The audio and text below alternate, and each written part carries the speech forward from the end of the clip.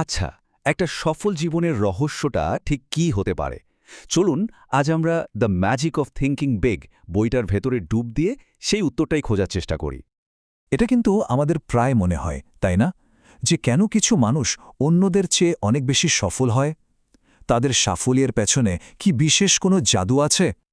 আসলে ব্যাপারটা কিন্তু মেধা বা ভাগ্যের না, যদিও আমরা সেটাই ভাবতে ভালোবাসি। আসল যে পার্থক্যটা সেটা হলো আমাদের চিন্তা করার ধরন। তো আজকে আমরা কি দেখব? প্রথমে বুঝব কিভাবে আমাদের চিন্তাই আমাদের আটকে রাখে। এরপর কথা বলবো এক্সকিউসাইটিস নিয়ে, মানে ব্যর্থতার যে রোগ। তারপর দেখব আত্মবিশ্বাস কিভাবে বানানো যায়, আর সবশেষে বড় চিন্তার জন্য কী ধরনের শব্দ ব্যবহার করতে হয়। শুরুতেই যে পয়েন্টটা একদম গেঁথে নিতে হবে সেটা হলো আমাদের সাফল্যের পথে সবচেয়ে বড় বাধাটা কিন্তু বাইরের কেউ না, আমাদের নিজেদের চিন্তাভাবনাই। আর এই চিন্তার বাধার একটা খুব কমন রূপ আছে। বইটাতে একটা দারুণ মজার নাম দেওয়া হয়েছে, এক্সকিউসাইটিস। সোজো কথায় ব্যর্থতার রোগ। আচ্ছা, এই এক্সকিউজিসাইটিস জিনিসটা কি? এটা হলো সব সময় অজুহাত খোঁজার একটা রোগ।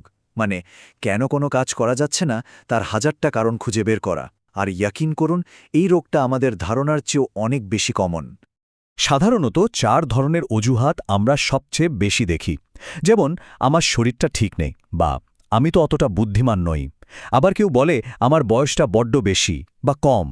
আর সবশেষে তো ভাগ্য আছেই, আমার ভাগ্যটাই খারাপ। তো এই যে অজুহাত দেওয়ার রোগ, এর চিকিৎসা কি? কিভাবে সারানো যায় এটাকে? এর একটাই উপায়, আর সেটা হলো নিজের ভেতরে আসল আত্মবিশ্বাস তৈরি করা। বইটা ভয় কাটানোর জন্য খুব সহজ, কিন্তু দারুণ কাজের একটা 2 স্টেপের ফর্মুলা দেয়। স্টেপ 1, ভয়টা ঠিক কিসের সেটাকে আলাদা করে চিহ্নিত করুন।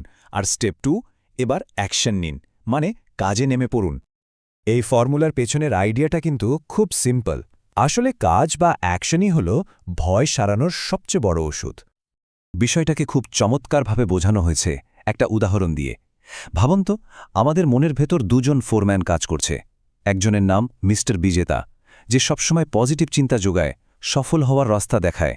আর আরেকজন হল মিস্টার ব্যর্থতা, যার কাজই হল নেগেটিভ চিন্তা দিয়ে সব মাটি করে দেওয়া। এখন প্রশ্ন হল, এই দুই ফোরম্যান কোন ভাষায় কথা বলে? এখানেই চলে আসে বড় করে চিন্তা করার জন্য সঠিক শব্দ ব্যবহার করার বিষয়টা। কারণ আমরা যে শব্দগুলো ব্যবহার করি সেগুলোই কিন্তু আমাদের চিন্তাভাবনা আর চারপাশের বাস্তবতাকে গড়ে তোলে। এই স্লাইডটা দেখুন, পার্থক্যটা একদম পরিষ্কার। যারা ছোট চিন্তা করে তাদের শব্দগুলোও হয় নেতিবাচক, এটা অসম্ভব, আমরা তো হেরেই গেলাম। অন্যদিকে যারা বড় চিন্তা করে তাদের ভাষাটাই হয় সম্ভাবনার। আচ্ছা, কিভাবে এটাকে সম্ভব করা যায়? বা চলো আরেকবার চেষ্টা করে দেখি। তার মানে মূল ব্যাপারটা হলো সচেতনভাবে পজিটিভ ভাষা ব্যবহার করা। যেমন, নিজের বা অন্য কারোর কথা বলার সময় ভালো ভালো শব্দ ব্যবহার করুন। কাউকে উৎসাহ দিতে হলে আশার কথা বলুন।